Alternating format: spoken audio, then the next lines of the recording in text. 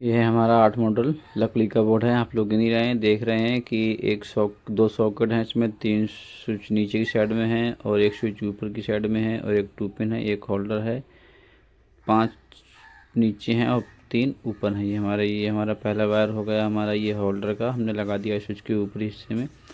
अब इसी तरह से हमने फिर से वायर ले लिया है। वायर को लेने के बाद हमने सॉकेट के एक पॉइंट में जोड़ देंगे। बियॉन्ड एक पॉइंट जोड़ देने के बाद फिर हम इसको टाइट कर देने के बाद फिर हम इसको कट करेंगे। कट करने के बाद स्विच के फिर से ऊपरी हिस्से में हम इसको ज्वाइंट करेंगे। अच्छे से ज्वाइंट करने के बाद फिर हम इसी तरह से दूसरे सॉकेट में वायर जोड़ेंगे।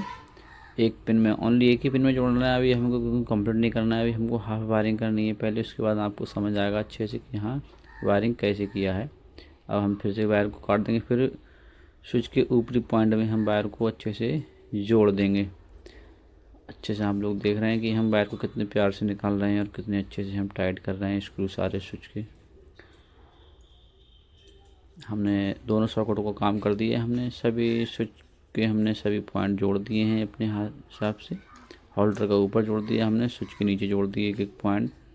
अब ये हमारा दूसरा वायर लिया हमने, इसको कंप्लीट करेंगे पूरे वायर को। इसको हमने सॉकेट के दूसरे पॉइंट में जोड़ देंगे एक वायर को। इसी तरह से हमने वायर को कट नहीं किया, क्योंकि कट करेंगे तो ज्वाइंट आ जाता है, इसलिए हमने वायर को ऊपर से इसकी स्लिप उतार दिए, छील दिए। अच्छे से देख रहे हैं आप लोग, हमने ज्वाइंट नहीं लिया क्योंकि ज्वाइंट ठीक नहीं रहता, इसलिए हमने ज्वाइंट नहीं लिया। इसलिए हमने इसकी वायर को स्क्रैच करके अच्छे से हमने इसकी फाइबर उतार दी। फाइबर उतारने के बाद फिर हमने इसको भी टाइट कर दिया अच्छे से। यहाँ से वायर को हम कट कर देंगे, लॉन्ग वायर को 2 पिन के लिए। और फिर हम इसके स्विचों को सभी पॉइंट जोड़ देंगे निचले हिस्से। सभी स्विचों के पॉइंट को जोड़ने के बाद फिर हम आपको सारे कनेक्शन दिखा देंगे अच्छे से, कितने बेहतर तरीके से हमने ज्वाइंट किए हैं, कैसे नहीं किए, सब आपको दिखाएंगे। लॉन्ग वायर निकाल लेंगे अच्छे से, इस तरह से स्लिप उतार देंगे पूरे वायर की और सारे स्क्रू ढीले कर देंगे अच्छे से, क्योंकि हमारा वायर आसानी से स्विचों के निचले पॉइंट में आ जाए। आप देख रहे हैं ये हमने स्विच का निचले पॉइंट में तीनों वायर को शॉर्ट कर दिया है, क्योंकि स्विचों को तीनों पॉइंट डायरेक्टली करना है ना, हमको सभी को सप्लाई देना है स्विच में। हमारा ये पॉइंट फ्री रहेगा हमारा, क्योंकि घर का कोई व्यक्ति कोई भी लेकर जाएगा हमारी दुकान से इसको, तो कोई भी एक्स्ट्रा पार्ट इसमें जोड़ सकता है। ये हमारे दोनों पॉइंट बाहर की तरफ आ गए हैं, आप लोग देख ही रहे हैं।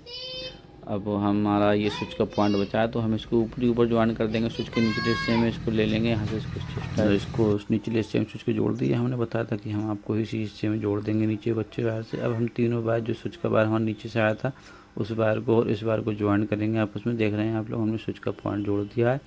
और स्विच का पॉइंट जोड़ देने के बाद हम एक और वायर लेंगे। दूसरा वायर लेने के बाद हम तीनों वायर को एक साथ जोड़ देंगे और हम 2 पिन में टाइट अच्छे से कर देंगे, क्योंकि 2 पिन में टाइट कर देंगे तभी यहीं से हमको डायरेक्ट सप्लाई देनी है 2 पिन में, क्योंकि हमारा 2 और एक्स्ट्रा स्विच कोई नहीं है ना, इसलिए हमको डायरेक्ट ही सप्लाई देना है 2 पिन में।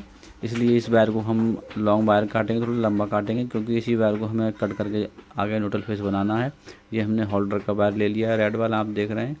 और दूसरा वाला वायर जो है हमारा सॉकेट का डायरेक्ट पॉइंट जुड़ चुका है। ये सभी हमने एक साथ जोड़ दिए हैं, क्योंकि डायरेक्ट वाला वायर डायरेक्ट ही रहेगा, बाकी का कोई वायर हमारा डायरेक्ट नहीं रहेगा।